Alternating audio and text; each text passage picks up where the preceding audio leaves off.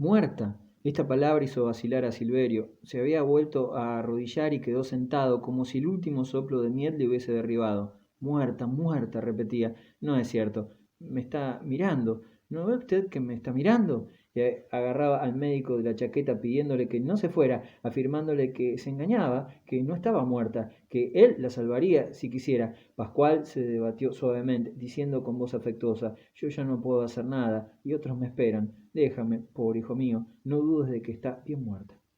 Abrió la mano con que agarraba el traje de su primo y volvió a caer. Muerta, muerta. De nuevo esta palabra que resonaba como un fúnebre clamoreo en su cabeza vacía. Al quedar solo se arrastró hasta el cadáver. Miet seguía mirando. Entonces se arrojó sobre ella, restregó su rostro contra su pecho desnudo y bañó su piel con sus lágrimas. En un arrebato puso furiosamente los labios sobre la incipiente redondez de sus senos, insuflándole en un beso todo su ardor, toda su vida, como para resucitarla, pero el cuerpo de la niña sigue enfriando bajo sus caricias. El joven sentía aquel cuerpo inerte, abandonándose en sus brazos, le acometió el terror. De rodillas quedó sentado sobre sus pies, con el semblante alterado y los brazos colgando. Así permaneció al helado, repitiendo: Está muerta, pero me mira. No cierra los ojos, sigue viéndome. Este pensamiento le hizo sentirse invadido por una gran dulzura. No se movía, cambiaba con Miet una larga mirada, leyendo todavía en sus ojos que la muerte hacía cada vez más profundos el último pesar de la niña llorando su virgindad. Mientras tanto, la caballería seguía persiguiendo y descargando sus sables sobre los fugitivos de la llanura de Lenors. El galopar de los caballos y los gritos de los moribundos se alejaban, disminuyendo su intensidad, como una música lejana traída por el aire límpido. Silverio no sabía ya que seguía la lucha. No vio a su primo, que subía la cuesta de nuevo y atravesaba otra vez el paseo. Al pasar, Pascual recogió la carabina de Macar que Silverio había tirado. La conocía por haberla visto colgada en la chimenea de tía Dide, y trataba de salvarla de las manos de los vencedores. Apenas había entrado en el hotel de la Mule Blanche, a donde había llevado un gran número de heridos, cuando una oleada de insurrectos, empujados por la tropa como un rebaño de animales, invadió la explanada. El hombre del sable había huido. Aquellos eran los últimos contingentes del campo, acosados por el ejército. Hubo allí una matanza espantosa. El coronel Masón y el prefecto señor de Blériot, compadecidos, ordenaron en vano la retirada. Los soldados furiosos seguían disparando sobre el montón humano y clavando a los fugitivos contra la muralla a bayonetazos. Cuando ya no tuvieron enemigos delante, acribillaron a balazos la fachada de la Mule Blanche. Los postigos saltaban, hechos astillas, y una ventana que había quedado entreabierta fue rascada con un gran estrépito de vidrios rotos. Voces aterradas gritaban en el interior: ¡Los prisioneros! ¡Los prisioneros! Pero la tropa no oía y seguía tirando. Entonces se vio al comandante Sicardot exasperado aparecer en el umbral y hablar agitando los brazos. A su lado, el recaudador, señor Perot, mostraba su figura delgada y su rostro asustado. Sonó una nueva descarga y el señor Perot cayó al suelo, de cara como una masa. Silverio y Miet seguían mirándose. El joven había quedado inclinado sobre la muerta, en medio del tiroteo y de los aullidos de agonía, sin volver siquiera la cabeza. Tan solo advirtió las idas y venidas de unos hombres en torno suyo y le acometió un sentimiento de pudor que le hizo tapar con los pliegues de la bandera roja a Miet y su pecho desnudo. Después siguieron mirándose, pero la lucha había acabado. La muerte del delegado de Hacienda había saciado a los soldados. Unos hombres corrían, batiendo todos los rincones de la explanada para no dejar escapar un solo insurrecto. Un gendarme que distinguió a Silverio bajo los árboles acudió, y al ver que se trataba de un niño, le preguntó: ¿Qué haces aquí, muchacho? Silverio fijó sus ojos en los ojos de Miet.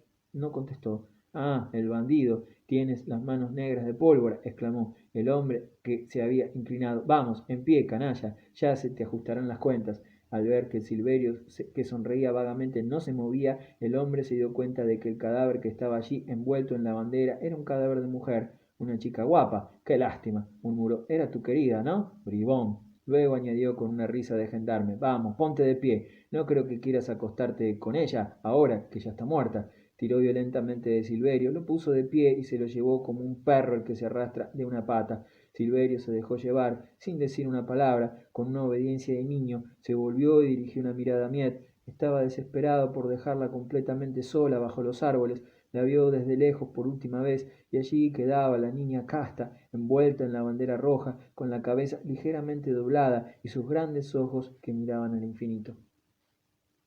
Capítulo 6. Hacia las 5 de la mañana, Rubón se atrevió al fin a salir de la casa de su madre, donde había dormido sentado en una silla. Sigilosamente se aventuró hasta la salida del callejón de San Mitre. No se oía un solo ruido, ni se veía una sombra. Siguió andando hasta la puerta de Roma, cuyas dos hojas abiertas de par en par dejaban ver el boquete que se hundía en la negrura de la ciudad dormida. Plassans dormía a pierna suelta, sin que pareciese darse cuenta de la imprudencia enorme que cometía durmiendo así, con las puertas abiertas. Se hubiese dicho una ciudad muerta. Rubón, más confiado, se metió por la calle de Niza. Desde lejos vigilaba las esquinas de las callejuelas, estremeciéndose al pasar ante el hueco de cada puerta, creyendo siempre ver una banda de insurrectos echándosele encima. Pero llegó a la avenida del Suabre sin ningún mal tropiezo. No había duda de que los insurrectos se habían desvanecido en las tinieblas como una pesadilla. Entonces Pedro se detuvo un instante en la acera desierta y lanzó un hondo suspiro de alivio y de triunfo. Estaba visto que aquellos bribones de republicanos le entregaban Plassans. La ciudad le pertenecía en aquel momento. Dormía como una tonta. Estaba allí, negra y tranquila, muda y contenta, y a él le bastaba con extender la mano para tomarla. Aquel breve alto, aquella mirada de hombre superior dirigida sobre el sueño de toda una subprefectura le causó un gozo inefable. Cruzando los brazos, permaneció allí, solo, en la noche, en una postura de gran capitán, la víspera de una victoria. A lo lejos no oía más que el canto de las fuentes de la avenida, cuyos hilillos de agua sonoros caían en los pilones. Después le asaltó una inquietud. ¿Se habría instaurado, por desgracia, el imperio sin él? ¿Habría sucedido que los Sicardot, los Garzonet y los Perot, en lugar de ser detenidos y llevados por la partida de insurrectos, hubiesen encerrado a éste en pleno en la cárcel de la ciudad? Se sintió bañado por un sudor frío y reanudó su marcha, esperando que Felicitas le daría informes exactos. Avanzaba con más rapidez, deslizándose a lo largo de las casas de la calle de Laván, cuando un extraño espectáculo que vio al levantar la cabeza le dejó clavado sobre el pavimento. Una de las ventanas del salón amarillo estaba vivamente iluminado, y en la claridad una forma negra que reconoció por su mujer se inclinaba y agitaba los brazos de una manera desesperada. Se interrogaba sin comprender, asustado, cuando un objeto duro vino a rebotar sobre la acera a sus pies. Felicitas le arrojaba la llave del cobertizo, donde tenía escondida una reserva de fusiles. Aquella llave significaba claramente que había que tomar las armas. Volvió sobre sus pasos sin explicarse por qué su mujer le había impedido que subiese, imaginando cosas terribles. Se encaminó directamente a la casa de Roudier, a quien encontró levantado, dispuesto a marchar, pero en una ignorancia absoluta respecto a los acontecimientos de la noche. Roudier vivía en el extremo de la ciudad nueva, en un rincón desierto al que no había llegado ningún eco del paso de los insurrectos. Pedro le propuso ir en busca de Granot, cuya casa formaba un ángulo de la plaza de Recollet y bajo cuyas ventanas había debido de pasar la partida. La criada del concejal parlamentó durante largo tiempo antes de dejarles pasar, y ellos oían la voz temblorosa del pobre hombre que gritaba desde el primer piso: «No abre usted, Catalina, las calles están llenas de bandidos». Estaba en su alcoba, con la luz apagada. Cuando reconoció a sus dos buenos amigos experimentó un alivio, pero no quiso que la criada trajese una lámpara, por miedo de que la luz atrajese alguna bala. Parecía creer que la ciudad estaba todavía llena de insurrectos. Hundido en una butaca junto a la ventana, en calzoncillos y con la cabeza envuelta en un pañuelo, gemía: «Ah, amigos míos, si supiesen ustedes, he querido acostarme, pero armaban tanto alboroto. Entonces me senté en esta butaca. Lo he visto todo, todo. Caras atroces, una banda de fugados del presidio. Después pasaron de nuevo. Se llevaban al valiente comandante Sicardot, al digno señor Garzonet, al administrador de correos, a todos esos señores. Iban lanzando gritos de caníbales». Rubón experimentó una gran alegría. Hizo repetir a Granú que había visto en efecto al alcalde y a los otros en medio de aquellos bandidos. «Cuando yo lo digo», decía el buen hombre, lloriqueando, «yo estaba detrás de la persiana, lo mismo que al señor Perot, a quien vinieron a detener. Yo le oí decir al pasar bajo mi ventana: señores, no me hagan ustedes daño». Sin duda lo iban martirizando. «Es una vergüenza, una vergüenza». Roudier tranquilizó a Granot afirmándole que la ciudad estaba libre, y con ello acometió al gran hombre un gran ardor guerrero. Cuando Pedro le dijo que iba a buscarle para salvar a Plassans, los tres salvadores deliberaron y al fin decidieron ir a despertar a cada uno de ellos a sus amigos y citarlos en el cobertizo arsenal secreto de la reacción. Rubón no olvidaba los violentos ademanes de Felicitas, olfateando un peligro en alguna parte. Granot, que era sin duda el más estúpido de los tres, fue el primero en pensar que debían haber quedado algunos republicanos en la ciudad. Fue como un rayo de luz, y Rubón, con un presentimiento que no le engañó, se dijo en su interior: «En todo esto debe andar metido Macar». Al cabo de una hora se encontraron en el cobertizo, situado al fondo de un barrio extraviado. Habían ido discretamente de puerta en puerta, ahogando el ruido de las campanillas y de los aldabones y reclutando el mayor número posible de hombres, pero no habían podido reunir más de 40, que llegaron en fila, deslizándose en la sombra, sin corbata, con los rostros livios y todavía adormilados, de burgueses medrosos. El cobertizo alquilado a un tonelero se encontraba lleno de viejos aros de Cuba y de barriles defondados que se amontonaban en los rincones. Los fusiles estaban tendidos en el centro, en 3 largos cajones. Una candelilla en un taco de madera iluminaba aquella extraña escena con un vacilante resplandor de lamparilla. Cuando Rubón destapó los 3 cajones, el espectáculo grotescamente siniestro. Por encima de los fusiles, cuyos cañones relucían azulados y como fosforescentes, alargábanse los cuellos y las cabezas, se inclinaban con una especie de horror secreto, en tanto que en las paredes la luz amarillenta de la candelilla dibujaba la sombra de enormes narices y de mechones de pelos erizados.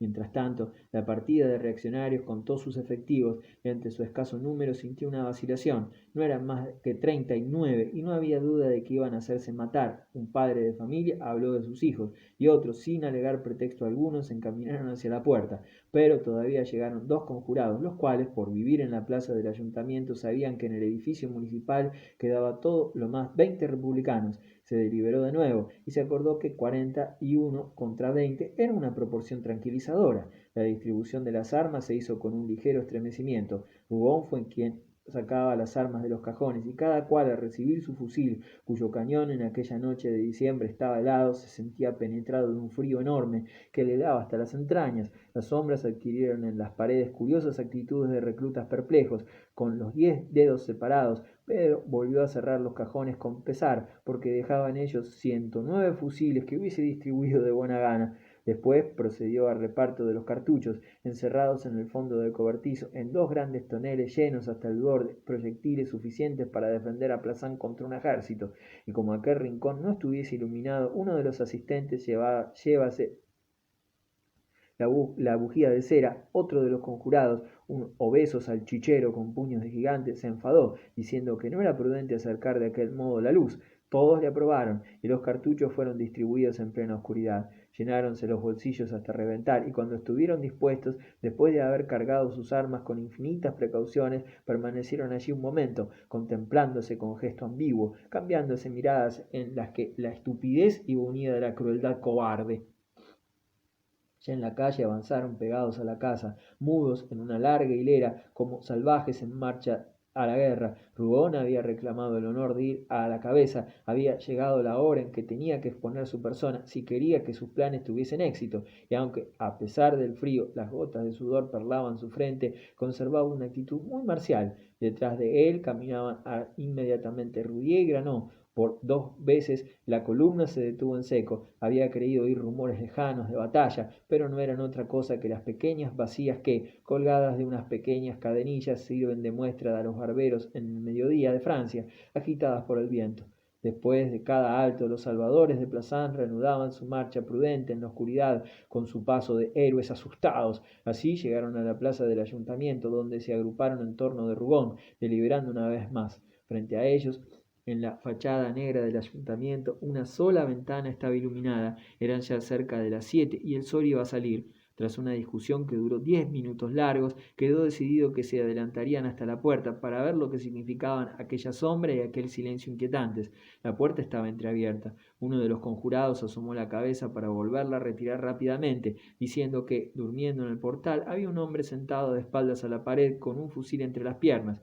Viendo Rubón que podía comenzar con una hazaña, entró delante de todos, agarró al hombre y lo sujetó, mientras Roudier lo amordazaba. Este primer éxito obtenido en el silencio envalentonó notablemente al pequeño ejército, que había esperado un tiroteo mortífero, y Rubón hacía ademanes imperiosos para que el júbilo de los soldados no se manifestase ruidosamente.